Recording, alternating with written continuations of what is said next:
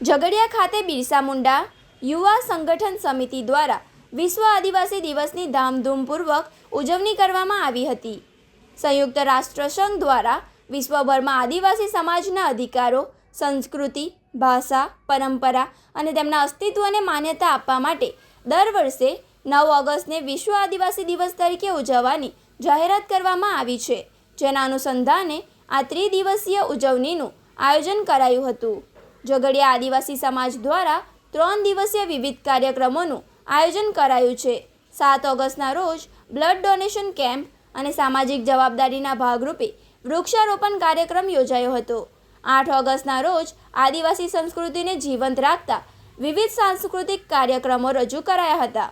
9 ઓગસ્ટના રોજ પરંપરાગત નાચગાન અને વાજિંદ્રો સાથે ભવ્ય રેલી યોજીને વિશ્વ આદિવાસી દિવસની મનોહર ઉજવણી કરવામાં આવી હતી.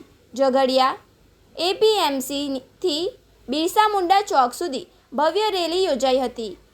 9 ઓગસ્ટના રોજ ઝઘડિયા APMC ખાતેથી પરંપરાગત પોશાક અને વાજિંદ્રો સાથે એક વિશાળ રેલી રાજસ્થાન થઈ હતી.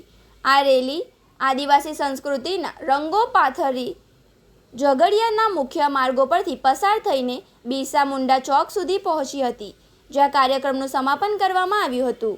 રેલીમાં મોટી સંખ્યામાં આદિવાસી યુવાનો અને સ્થાનિક લોકો જોડાયા હતા.